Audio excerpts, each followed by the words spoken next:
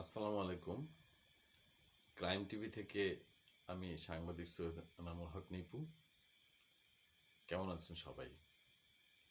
আজকে আমি অন্য একটি বিষয়ের উপরে আলাপ করব। আর এই আমি যা বলবো এটা আপনারা এটা সবার স্বার্থ জড়িত আছে, বিশেষ করে যারা নতুন ফেসবুক আইডি খুলবেন অথবা পুরানরাও, আহ, তাদের সবার উপকার হবে। আর এটা আপনি শেয়ার করবেন বেশি বেশি এবং সাবস্ক্রাইব করবেন এবং বিশেষ করে শেয়ার করবেন, এটা সবারই উপকার হবে। তা আমি এখন যাচ্ছি মূল আলোচনায়। আমার একটা আইডি ছিল, ফেসবুক আইডি ছিল জার্নালিস্ট নিপু নীল। তো এই আইডিটা আমি 2009-এ তৈরি করি এবং এই আইডিতে আমার প্রচুর ছবি আছে যা আমার অন্য কোথাও নেই বা কোথাও রাখিনি, শুধু ওই আইডিতে আছে। মেসেঞ্জারে আছে প্রচুর ছবি এবং পোস্ট, খুব সুন্দর সুন্দর পোস্ট। এগুলো আছে, আমার জীবনের অনেক স্মৃতি ওইটার ভিতরে আছে। তো আমি আইডিতে আমি গঠনমূলক সমালোচনা করতাম সরকারের, এবং সরাসরি আমি আহ, ওই সময় এবং এই যে আপনার 9 থেকে শুরু করে আপনার এই যে এই পর্যন্ত 24 পর্যন্ত আমি মাননীয় প্রধানমন্ত্রী শেখ হাসিনার প্রচুর সমালোচনা করেছি, অনেক সমালোচনা করেছি এবং এইটা আহ, ওই ওই আইডিতে আছে। তারপরে আপনার পুলিশ প্রশাসনের সমালোচনা করেছি, অর্থাৎ গঠনমূলক সমালোচনা, নট সমালোচনা, এটা গঠনমূলক সমালোচনা, যে আমার এই আলোচনা দেখে যদি তারা আমার কথাটি ধরেন তাদের উপকার হবে, এরকম আলোচনা করেছি আমি। এবং মন্দ কাজের নিন্দা করেছি। আমি নিজে কিন্তু আওয়ামী লীগের মনে প্রাণে একজন সাপোর্টার, কারণ আমরা ফ্যামিলিগতভাবে, আমার দাদা করেছেন আওয়ামী লীগ, আমার বাবা করতেন আওয়ামী লীগ, এখন আমরা করি। আমাদের ঘরে আমার বাবা এবং মা মারা যাওয়ার কারণে এখনও রানিং আমরা 22টা ভোট আছি এবং 22টা ভোটই আমাদের নৌকায় যায়। আর এবছর আমাদের আরও কমপক্ষে 5টা ভোট বাড়বে। তা আমাদের সব ভোটই নৌকায় যায়, নৌকা মার্কা যায়। আর যদি আওয়ামী লীগ ভোটে না দাঁড়ায় সেই ক্ষেত্রে আমরা ভোট দেওয়া থেকে বিরত থাকি। এরকম আমাদের একটা পরিস্থিতি। তো এরপরেও আমি সরাসরি প্রাইম মিনিস্টার নিয়ে অনেক কথা বলেছি, কিন্তু কখনোই আমার ফেসবুকের কোনো সমস্যা হয় না। কিন্তু আমি যখন জামাতের বিরুদ্ধে, জামাত বা শিবিরের বিরুদ্ধে যদি কোনো কথা বলতে চাই, সেই ক্ষেত্রে আমার ফেসবুকে লাল করে দেয়, নোটিশ আসে। তারপরে 3 ঘন্টার জন্য স্টপ হয়ে যায়, 24 ঘন্টার জন্য স্টপ হয়ে যায়, 72 ঘন্টার জন্য স্টপ হয়ে যায়, এমনকি 7 দিনের জন্য স্টপ হয়েছে, বা একবার 3 মাসের জন্য হয়েছিল। এরকম অবস্থা হয়েছিল ওই জামাতের সমালোচনা করলে বা শিবিরের সমালোচনা করলে। পরবর্তীতে আমি আমার আমার একজন কাছে জানতে পারলাম যে বাংলাদেশে যিনি ফেসবুকের কান্ট্রি ম্যানেজার বা ফেসবুক যিনি নিয়ন্ত্রণ করেন, তিনি নাকি জামাত সমর্থিত এক ভদ্র মহিলা। উনি নাকি ডেইলি স্টারের বউ বা কন্যা, আমার ঠিক জানা নেই। তো উনি এটা নিয়ন্ত্রণ করেন। তো স্বাভাবিক কারণে আমি যখন জামাত বা শিবিরের বিরুদ্ধে কিছু বলতে গেলেই এই জিনিসটা হয়। তো তখন এটা মনে করেন, আসলে আমি চেষ্টা করেছি অনেক যে কারো বিরুদ্ধে কিছু বলবো না, কিন্তু আমার হলো কি, ছোটবেলা থেকেই প্রতিবাদের খুব একটা প্রতিবাদী মানুষ আমি। আমি আহ, একটা জায়গায় একটা জিনিস দেখলে বা শুনলে আমার এটা প্রতিবাদ করতেই হয়। আমি যদি যদি সঠিক না হয় আমি এটা প্রতিবাদ করি, আর যদি ভালো হয় এটার গঠনমূলক সমালোচনা করি, আর যদি আরো সুপার ভালো কাজ হয় সেই ক্ষেত্রে আমি শুভেচ্ছা জানাই, ধন্যবাদ জানাই। হ্যাঁ, এরকম আমার একটা স্বভাব। আমি এরকম জানিয়ে জানিয়ে আসছিলাম কন্টিনিউ। তো একবার আপনারা জানেন যে বিগত 24 সালের নির্বাচনের পুরো মুহূর্তে একটা ট্রেনে আগুন দেওয়া হয়েছিল, তিনটা কামরা জ্বলে গেছে ট্রেনের। পরবর্তীতে যারা গ্রেপ্তার হয়েছে এরা মানে যুবদল বা ছাত্রদলে, গাজীপুরের, আমার ঠিক এখন মনে নাই এরকম। তা আমি সেই পোস্টটা দিয়েছিলাম, দেওয়ার পরে আমার ফেসবুকটা ঘাট করে লাল করে দিল, লাল করে আমাকে একটা নোটিশ দিল এবং তারা ওটা ডিলিট করে দিয়েছে, সরাসরি ডিলিট করে আমাকে নোটিশ দিল যে আপনি এটা সরান। আমি সরায় ফেলছি, কিন্তু তারপরেও আমার এই ফেসবুকে লাল আর চলে যায় নাই।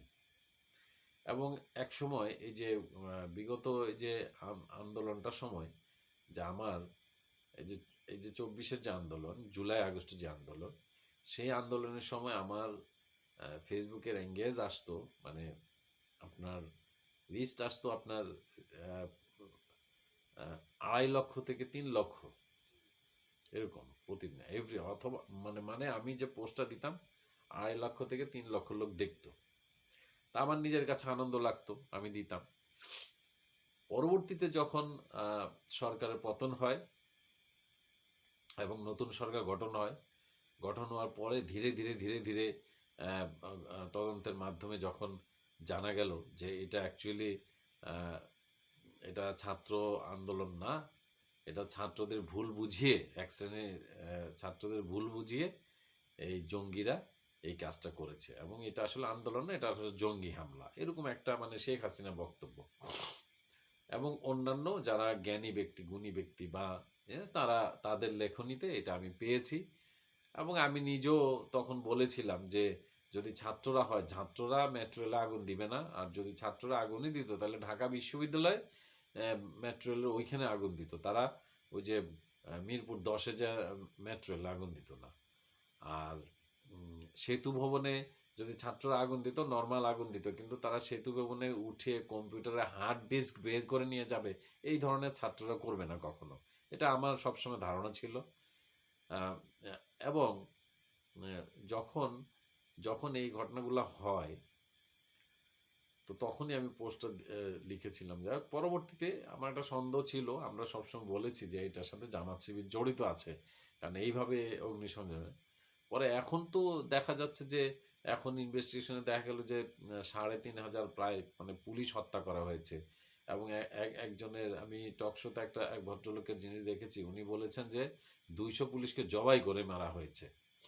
এবং আপনার বাড়ি বাড়ি গিয়ে ধরে, এই যে 5 তারিখের পর বাড়ি বাড়ি খুঁজে ধরে পুলিশকে মারা হয়েছে, সিভিল পুলিশ, এবং একজন প্রেগনেন্ট মহিলা পুলিশের, তাকে পিটিয়ে হত্যা করা হয়েছে।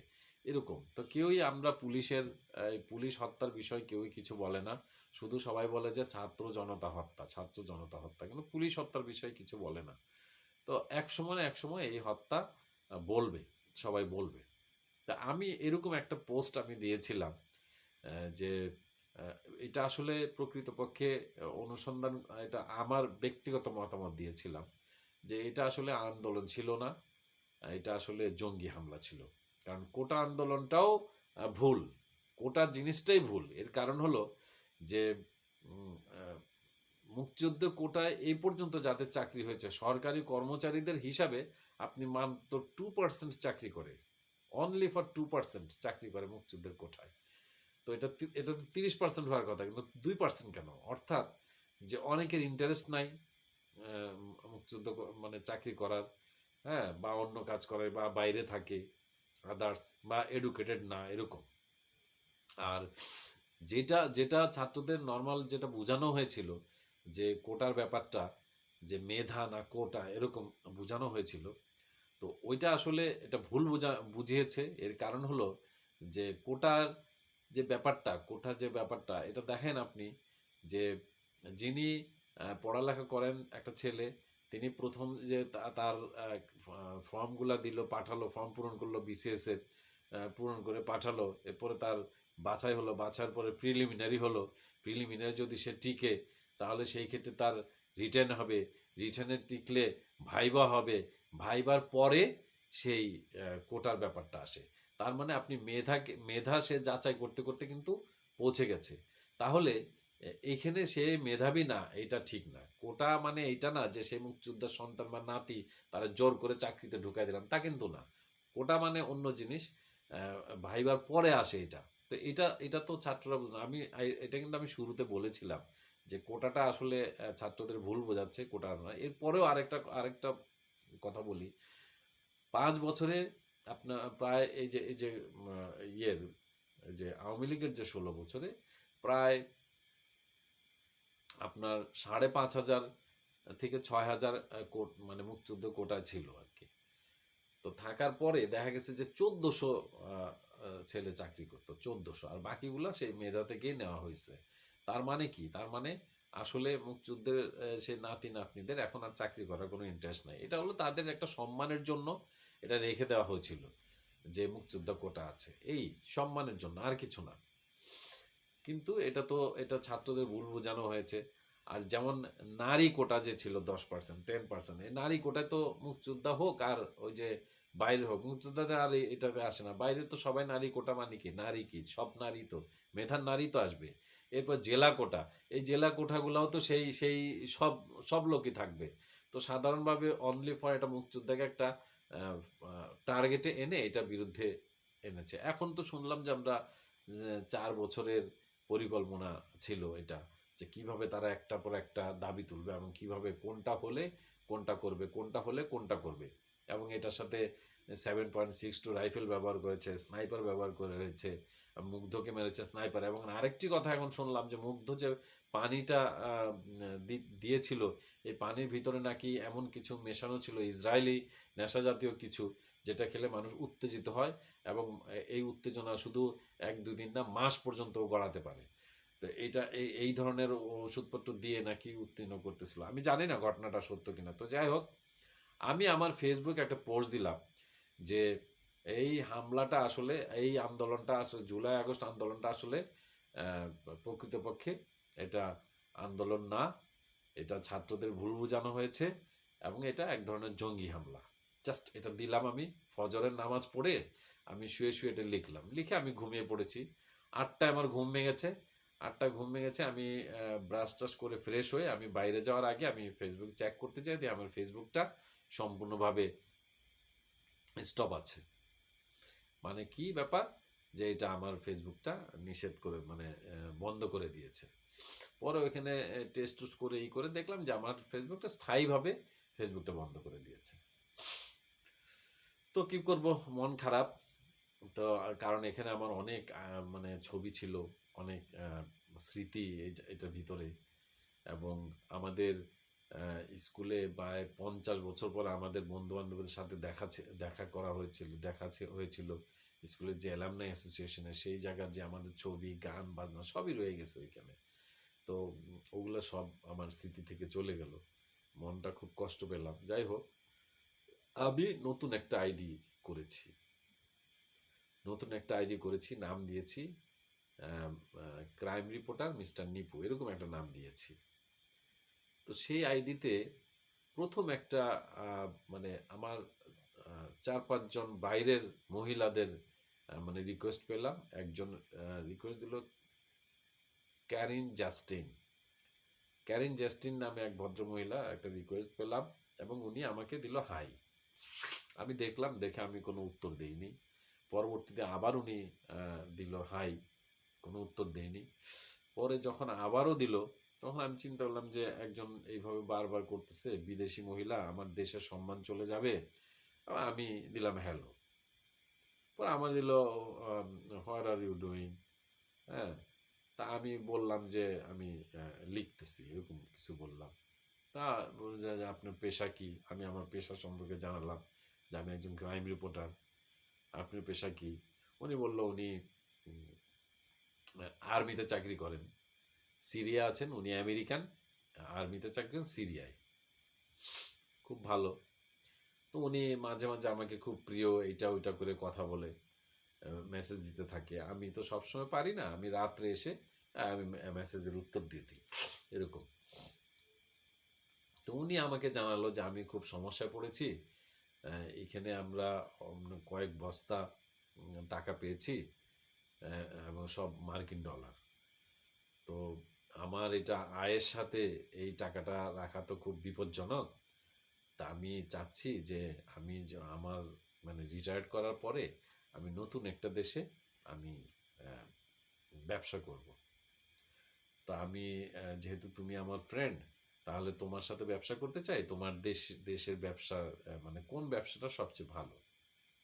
তা আমি বললাম আমার দেশে আসলে গার্মেন্টস ব্যবসাটাই এখন এই মুহূর্তে মানে ভালো। আর আপনি কত টাকা আছে আপনার? পরে উনি যে টাকার অঙ্কটা বললো, উনি বললো যে ওনার আহ, মানে জাস্ট $100 বিলিয়ন আছে। তো $100 বিলিয়ন তো বিশাল ব্যাপার। এই জন্য আমি মিলিয়ন না কিন্তু $বিলিয়ন।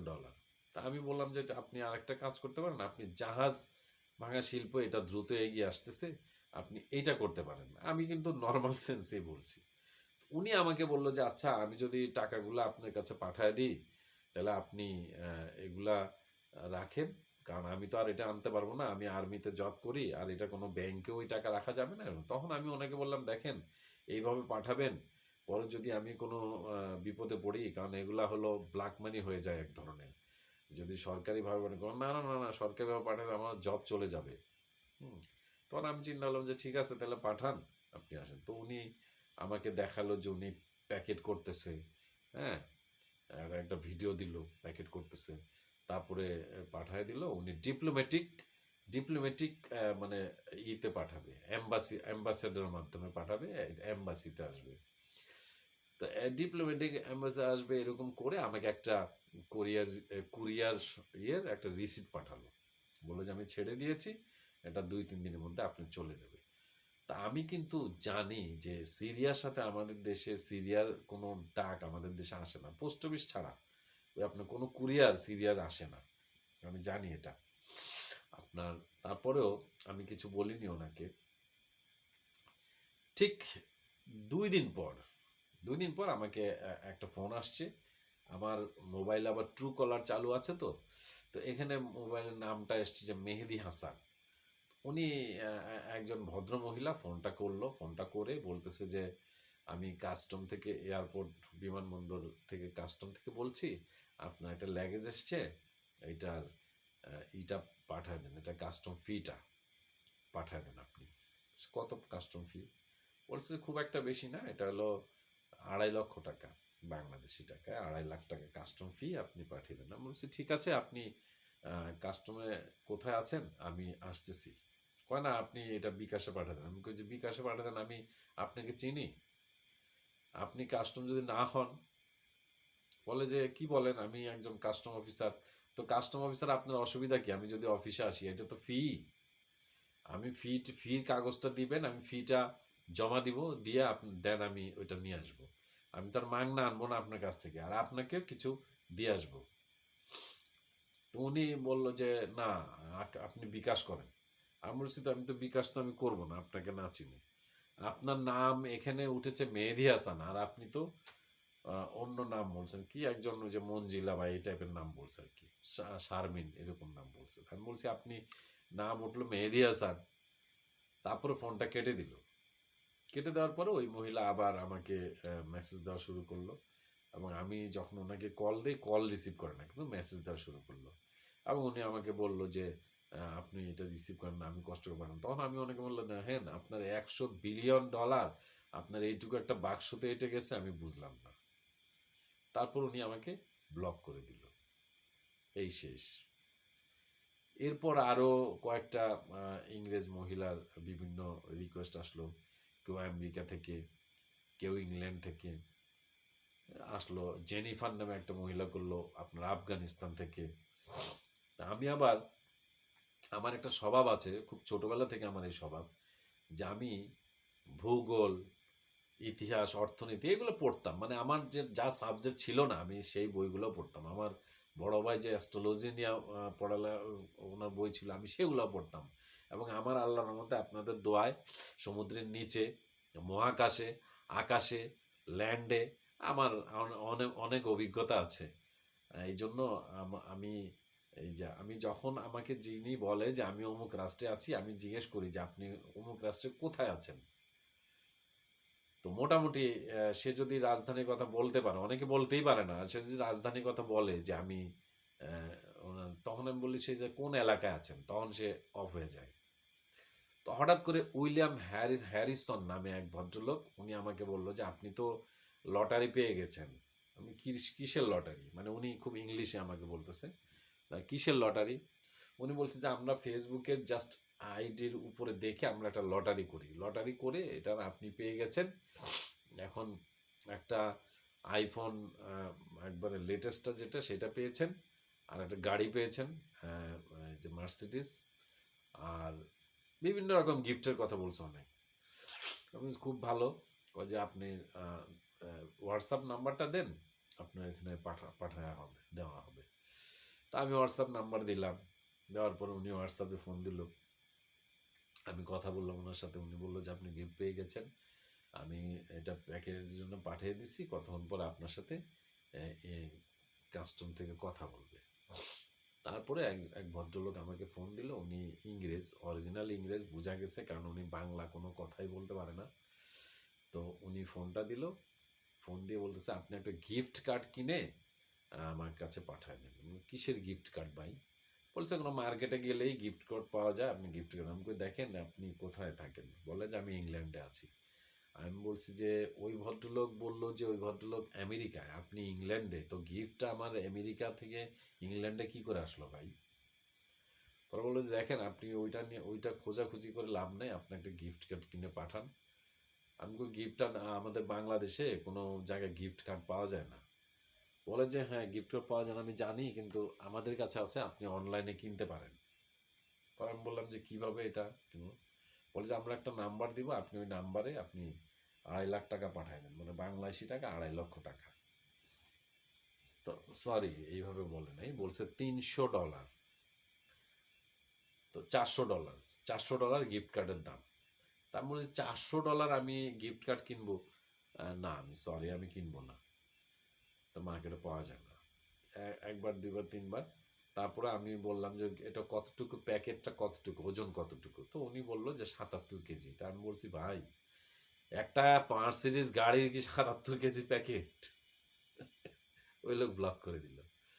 আরেকজন মহিলা আসলো, আরেকজন, উনি আমাকে খুব মানে স্নেহ করে, আমার সাথে বন্ধু উনি, আমাকে ছাড়া উনি বাঁচবেন না। উনি উনি আমেরিকান একটা ব্যাংকে চাকরি করে, ক্যাশ ব্যাংক। হুম, ক্যাশ ব্যাংকে চাকরি করে, ওই ব্যাংকের ম্যানেজার। একজন বাংলাদেশি এক ভদ্রলোক, মা মা বাংলাদেশি ছিল, বাবা আমেরিকান। না, বাবা বাংলাদেশি, মা আমেরিকান ছিল। ওইখানে একটা মারা গেছে। ভদ্রলোকের কোনো আত্মীয় স্বজন কেউ নাই। এখন ওনার প্রচুর পরিমাণ টাকা রয়ে গেছে, বাংলাদেশি টাকা যা প্রায় 1,000 কোটি টাকা হবে। তো এইটা মালিকানা আমার নামের সাথে নাকি মিলে, আমি মালিকানা দিলে, কাগজপত্র দিলে আমি নিতে পারবো, পরে দুইজন ভাগ করে নেবে। তো উনি আমাকে বিভিন্ন রকম কাগজ পাঠালো, সার্টিফিকেট পাঠালো, ক্যাশ ব্যাংক, এইটা ওইটা, এডিবির কাগজ, এইটা ওইটা, প্রচুর কাগজ টাগজ পাঠালো, সার্টিফিকেট। এবং পরবর্তীতে বললো যে এখন এইটা প্যাকিং করা হচ্ছে, এটা পাঠিয়ে দেবো।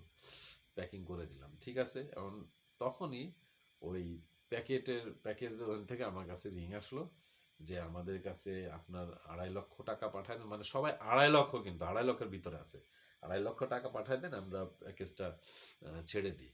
আমি বলছি প্যাকেজটা আসুক, আসার পর না আমি টাকা দিয়ে নিব, আমি আগে পাঠাবো কেন? আপনার কোথায় আছেন? বলে যে আমরা লস অ্যাঞ্জেলসে, না সরি নিউ ইয়র্কে আছি। আমি নিউ ইয়র্কে, আমার তো ভাই বোন সব আমেরিকায় থাকে, নিউ ইয়র্কে আছে। নিউ ইয়র্কে কোথায়? ম্যানহাটন। ম্যানহাটনে আমার বোন আছে, আপনি অ্যাড্রেসটা দেন ইয়ের কোম্পানির, আমি আমার বোনকে পাঠিয়ে দিই। তো উনি কোনোভাবেই পাঠাচ্ছে না, আমার এখান থেকে বিকাশে টাকা দিতে হবে, অথবা ব্যাংকের একটা নাম্বার দিচ্ছে, অ্যাকাউন্ট নাম্বার, ওইখানে টাকা দিতে হবে। আমি বলছি আমি কি পাগল না ছাগল যে আমি আপনাকে দিতে থাকবো? পরে আমি বাংলায় বললাম, ভয়েসে, ভয়েস মেসেজে, যে তোরা যে সব বাটপার আমি ভালোভাবে চিনি, তোরা বিদেশের কোনো লোকই না, তোরা বাংলাদেশে বসে বসে বাটপারি করস, এগুলা বইলা বইলা মানুষের কাছ থেকে টাকা দেয়। ইতিমধ্যে তো একজন র্যাব গ্রেপ্তার করছে এক মহিলাকে এরকম করে। তো আপনারা, এই জন্য বলছি আমি জিনিসটা, যে আপনারা সতর্ক থাকবেন। এইভাবে ফেসবুকে নানান ধরনের ফাঁদে ফেলায়, নানান কথা বলে, এবং সব ফরেনার, সব বিদেশি। আপনাকে বলবো আমি আমেরিকা থাকি, আমেরিকায় কোথায় থাকেন জানতে চাইলে একটা স্টেটের কথা বলবে, তারপরে জায়গা স্থানের নাম বলতে পারবে না। একজন আছে আফগানিস্তানের, জেনিফার লোপেজ, আফগানিস্তান থাকে। উনি জিজ্ঞেস করছি কাবুলের